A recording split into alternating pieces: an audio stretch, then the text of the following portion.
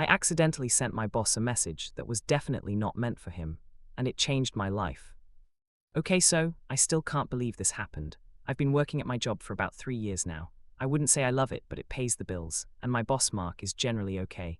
He's in his mid-40s, kinda strict but fair, and definitely the kind of guy who values professionalism above all else. So last Friday, after a particularly exhausting week, I was venting to my best friend Olivia about work.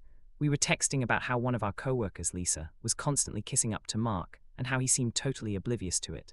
And well, I may have said something a little unfiltered. To be exact, my message read: if Lisa leans any closer to Mark's desk, she might as well start giving him a lap dance. It's so obvious she wants a promotion, but he's too dense to notice. Or maybe he does and just enjoys the attention. Who knows? Either way, it's gross. Yeah, that message, that exact message. Now here's the thing, I meant to send that to Olivia, but in my half-distracted state, I sent it to Mark. My boss. The second I hit send, my stomach dropped. You know that immediate, gut-wrenching feeling when you've just made the worst mistake of your life? That was me. My fingers went ice cold and I just froze, staring at my phone screen like it was about to explode. I prayed that somehow the universe would intervene. Maybe my phone would burst into flames before he saw it. Maybe I'd get hit by a meteor and never have to deal with the consequences. But nope. Within seconds, the read receipt popped up. He saw it. Mark saw the message. I was at my desk in the office when it happened, and I swear I stopped breathing. My face went red hot, my ears were ringing, and I kept whispering, "Oh my God, oh my God, oh my God." Then the worst part, he replied. "Come to my office, now." I swear to you, my soul left my body. I had no choice. I got up, legs shaking, and walked the longest 20 feet of my life to his office. Every step felt like I was marching toward my execution. I swear, even my coworkers must have sensed something was off because a few of them gave me strange looks. When I reached his office, the door was open, and he was sitting behind his desk, phone in his hand. He looked up at me and I couldn't read his expression. He wasn't angry, but he wasn't not angry either. "Sit," he said. I sat. There was a long, awful silence. I didn't know if I should speak first, apologize, or just sit there and accept my fate. Finally he sighed, put his phone down and said, "So, that was quite the message." I felt like I was going to throw up. "Mark, I am so sorry, that was completely inappropriate and I..." He held up a hand to stop me. "Do you really think that about Lisa?" I hesitated. Was this a trap? Was he testing me? I had two choices. 1, lie through my teeth and say no. 2, be honest and risk unemployment.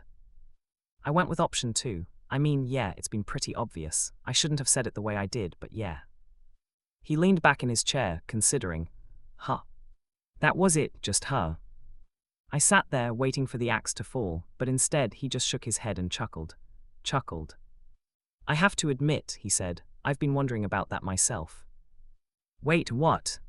Mark leaned forward, elbows on his desk. "I'm not mad, by the way." I blinked. "You're not?" He shook his head. "No, I mean, yeah, it's unprofessional, and maybe we should both pretend this never happened, but you're not wrong." I couldn't believe what I was hearing.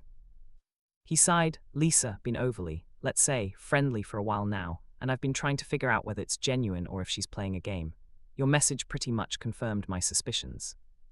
I didn't know what to say. Was I helping him? Was I actually getting out of this alive? "So," he continued, "I won't fire you, but I do expect you to be more careful with your texts in the future." Agreed. I nodded so fast I almost gave myself whiplash. "Absolutely, 100%, I swear this will never happen again." He smirked. "Good, you're dismissed." I practically ran out of there before he could change his mind. You'd think that would be the end of the story, right? That I'd learn my lesson and move on. Nope, because a week later, Mark called me back into his office. "Close the door," he said. I did. "What's up?" He hesitated for a moment before saying, "I need your opinion on something." That's when he slid his phone across the desk toward me. On the screen was a text message from Lisa. And let me tell you, it was bad. I picked up Mark's phone and read the message. My eyes widened.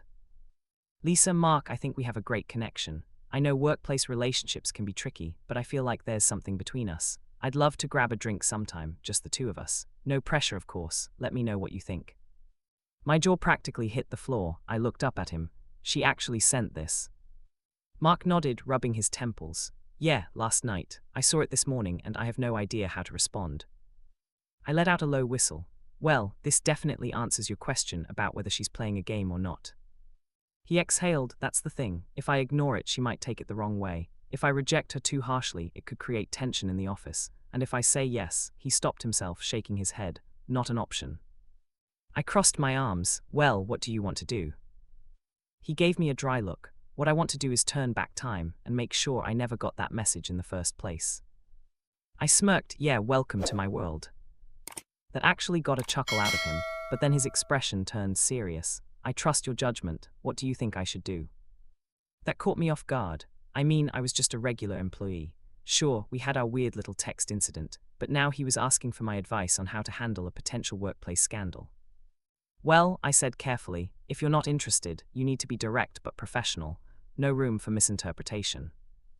Mark nodded, that's what I was thinking, but how do I word it? I thought for a moment, then grabbed a sticky note from his desk and started scribbling.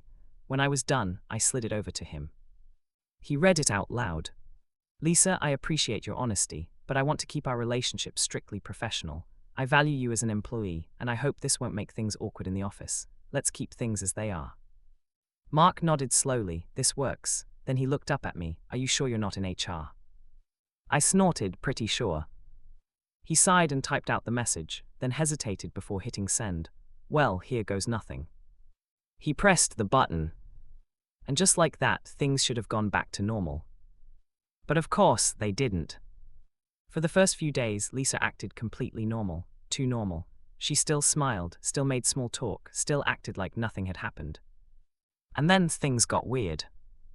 She started going out of her way to avoid Mark. At first it was subtle, choosing different meeting rooms, sitting farther away during team lunches, but then she stopped engaging with him completely. No eye contact, no greetings, just cold. And then one morning, I walked into the office and found Lisa crying at her desk. Several co-workers were huddled around her, whispering and casting glances toward Mark's office. My stomach clenched. I walked up to Olivia, who was among the group. What's going on? I whispered. Olivia lowered her voice. Apparently, Lisa's upset because she thought she and Mark had something special, but he shut her down in the most humiliating way possible. I clenched my jaw. You're kidding me. She shook her head. Nope, and now there's a rumor going around that he led her on and then dumped her. I wanted to bang my head against a wall. Mark didn't deserve this. He didn't lead her on. If anything, he'd been overly cautious about not giving her the wrong idea. But of course, in office politics, perception is everything. And right now, the perception was that Mark was the bad guy. By lunchtime, the tension in the office was thick enough to cut with a knife. People were whispering in corners. Mark stayed holed up in his office, probably trying to avoid the drama. I knew I should just stay out of it, but after everything that happened, I felt responsible in some weird way. So, against my better judgment, I decided to talk to Lisa. I found her in the break room, stirring a cup of tea with the intensity of someone plotting revenge. Hey Lisa, I said casually. She barely looked up. Oh, hey. I sat across from her. Rough day. She scoffed. You could say that. I leaned in a little. I'd heard about what happened with Mark. That got her attention. Her eyes narrowed slightly. Oh, and what exactly did you hear? I chose my words carefully. That you told him how you felt, and he said he wanted to keep things professional. She let out a bitter laugh. Right, professional, that's one way to put it. I hesitated. Lisa, did you expect him to say yes? She set her cup down with a little more force than necessary. I don't know, I thought we had a connection. I thought maybe, she sighed, running a hand through her hair. Forget it. I watched her for a moment. Look, I'm not here to take sides, but I don't think Mark ever meant to hurt you. Lisa pursed her lips. Then why did he act like I was crazy for asking? I frowned. Did he actually say that? She looked away. No, but he didn't have to. Ah, there it was. She wasn't upset about the rejection itself. She was upset about how she felt rejected. Lisa, I know this sucks, but Mark was just trying to be clear. Imagine if he had been vague. Wouldn't that have been worse? She didn't answer right away. Finally, she sighed. I guess, but now everyone's looking at me like I'm some desperate office flirt. I winced. Well, office gossip spreads fast. She groaned. Tell me about it. After a pause, she looked at me. Do you think I made a fool of myself? I thought about it. No, you took a risk. That takes guts. But maybe next time keep work and personal life separate. Lisa gave me a small, reluctant smile. Yeah, lesson learned.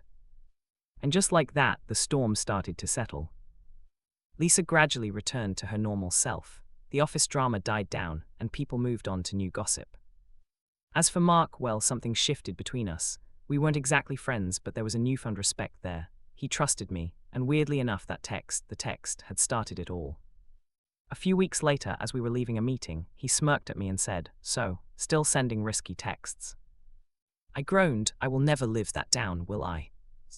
He chuckled, "Not a chance." And you know what? I was okay with that. Because, in the weirdest way possible, that one stupid mistake actually changed my life for the better.